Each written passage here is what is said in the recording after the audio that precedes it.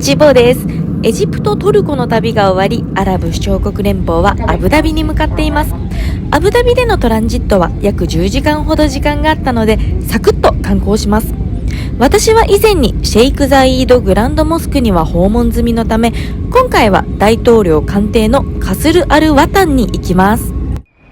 アブダビ国際空港に着きました。これからカスル・アル・ワタンに行きます。カスル・アル・ワタンは、空港のところのバスチケットで買えて10ディルハムだったのかな。あれ A2 です。 A2 ですね。 A2 っていうのが行くそうです。で40分ぐらいかかるって言ってました。アブダビでの交通カードはハフィラットカードを使用します。私は前回のアブダビ旅行ですでに持っていたのでカードにチャージしてもらう形でしたが、空港のチケット窓口で購入できるようでした。ちなみにドバイからバスでアブダビに行く場合はアブダビのバスターミナルの窓口で購入することができます。余談ですが、ドバイではまた別のノルカードという交通カードを使うので使い分けが必要になります。そして結局 A2 ではカスル・アル・ワタンにたどり着きませんでした。終点の近くにはカスル・アル・ホスンという要塞があったのでそこと勘違いされたのかも。結局終点からウーバーを手配、そこから15分かけて31ディルハムだったので初めからウーバー使えばよかったなと思いました。カスル・アル・ワタン着きました。私はチケットオンラインで買ってなかったので窓口で買って、セキュリティチェックが終わるとこんな感じでですね、案内図がありますね。65ディルハムかな。65ディルハムでした。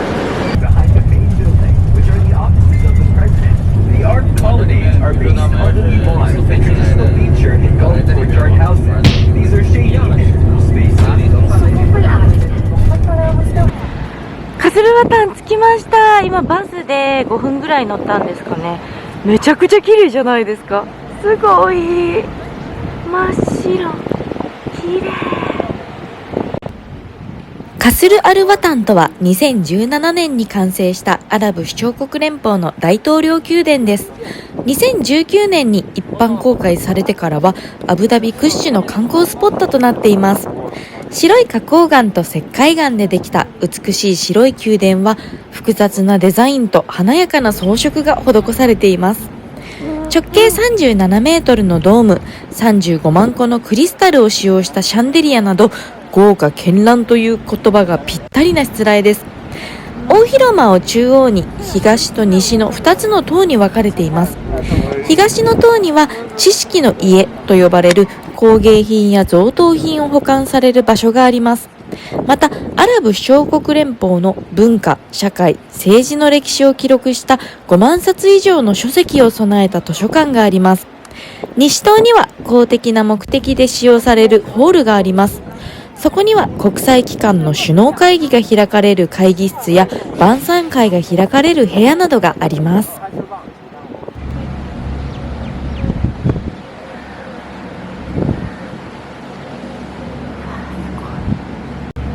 正面から見るのも綺麗だけど、この斜めから見るのもすごい綺麗。この真っ白の玉ねぎ、なんかこの絵の繊細さがすごい綺麗。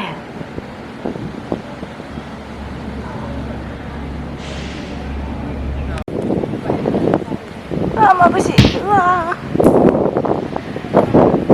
おー、綺麗。足元のこれ大理石、すっごい綺麗です。わー、綺麗。連なってるのがほんと素敵。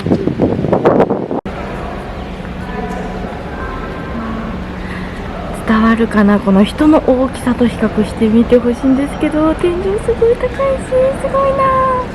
規模がちょっとアップにしすぎたかな。引いた方がいい。こうアブダビの富豪の国っていう感じが伝わるんじゃないでしょうか。中に入りますね。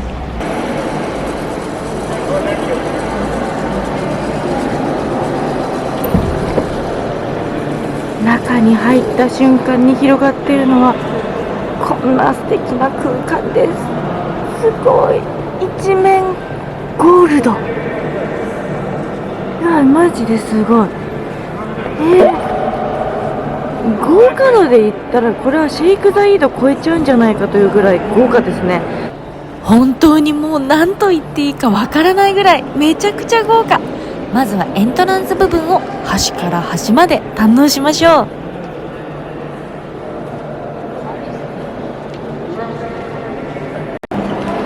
すごい。入り口をちょっと過ぎたらまたさらにすごい。ここ見て、やだ、すごい綺麗。やだ、もう綺麗すぎてちょっと私手震えちゃってる。うまく撮れてるかな。めちゃくちゃ綺麗。うわー、すごい、すごい。もう何も言葉が出てこない。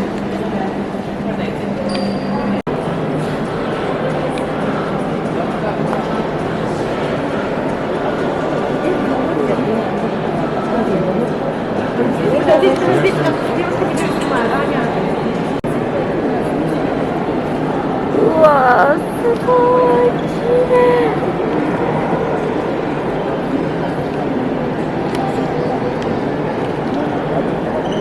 宮殿内は様々な柄のタイルで装飾されているので、近づいて一つ一つをめでるように鑑賞するのもとても楽しめました。繊細な刺繍を思わせるような美しさでじっくりうっとり眺めてしまいました。一つ一つの柄はどれも華やかなのに、全てが合わさると調和されてまとまりをなすのは見事の一言です。高い芸術性を放つカスル・アル・ワタン、ぜひたくさんの方に見ていただきたいです。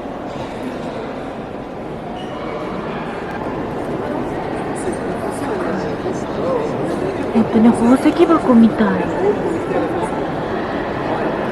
綺麗。この一個一個違う柄がこうやって散りばめられてて、本当に素敵。言葉にすると陳腐になるので、あんまり変に言い表したりしたくないですけど、皆さんもね、この動画を見てそれぞれに何か感じていただければ嬉しく思います。また奥のスポットに来ると、なんかモニュメント、アラビア文字のモニュメントみたいのがそこにありますね。やっぱりゴールドです。すごい。こちらは西棟の会議室です。私だったら美しい内装に目がいっちゃって会議どころじゃないかも。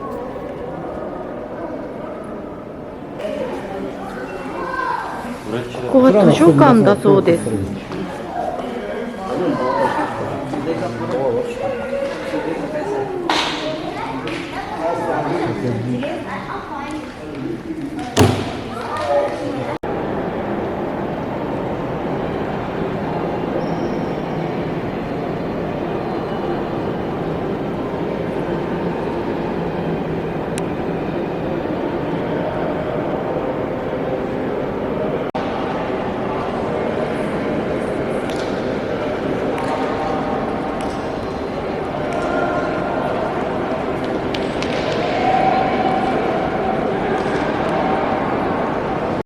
カスル・アル・ワタンで写真を撮ってもらいました。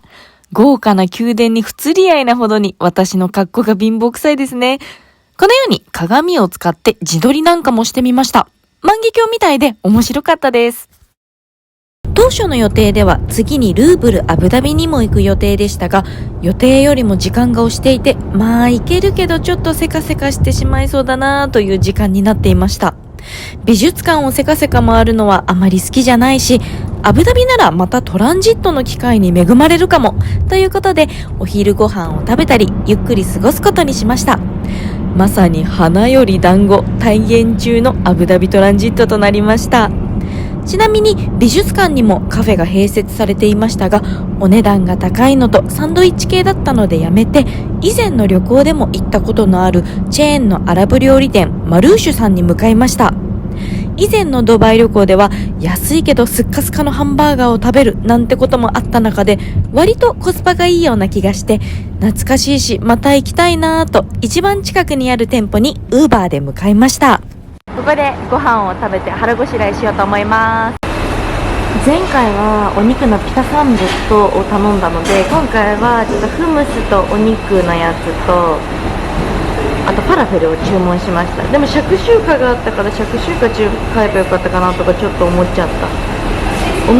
私が前回入ったところはフードコートだったんですけど、ここは路面店ですね。なんか椅子がかわいい。すごい思った以上にボリュームめちゃくちゃありましたね。想像の倍ぐらいありましたけど、やった嬉しい。いただきます。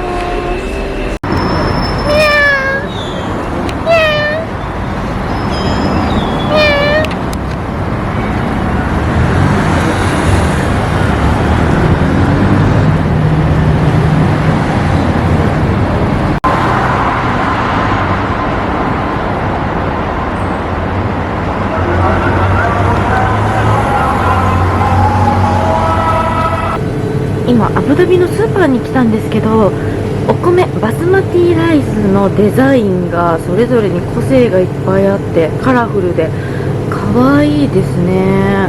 めちゃくちゃ可愛い。わ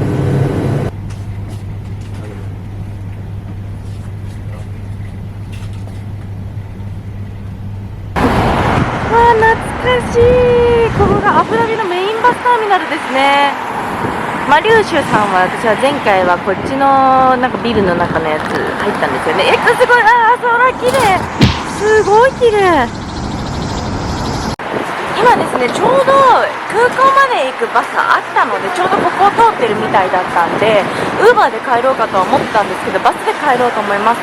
で、ハビラットカードっていうのをアブダビでは使えます。日本のスイカのようなものがアブダビではハビラットカードというカードになります。で、トップアップの仕方、チャージの仕方を今地元の方に聞いたら、バスステーションに行ってやってもらってねっていうことだったんで、今この連絡通路を通って向かいの通りにあるバスターミナルまで向かっております。懐かしいな。今、アブダビバスステーションの中に入ってきました。トップアップの仕方、これかな、これか、そこでできるんだ。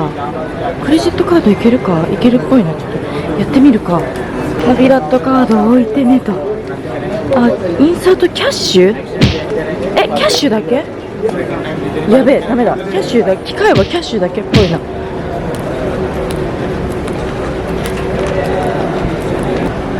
今ここの窓口のインフォメーションというところで聞いてみようと思います。機械の方はキャッシュを入れてねってなってたので、クレジットカードは対応してないそうでした。なのでちょっとここでカードで、チャージができるのかを確認してみます。すみません。結局バス乗れませんでした。私の英語力のなさと聞く人によってバス停の場所が違うことが相重なり、橋を行ったり来たりを3往復。チェックインの時間ギリギリになったので、結果、ウーバーで空港へ向かいました。20分ほどの乗車で36ディルハム。無事チェックインもできました。ドタバタの最後でしたが、短いアブダビのトランジット観光、とっても楽しかったです。以上、エジプト、トルコ、アブダビ10日間の旅でした。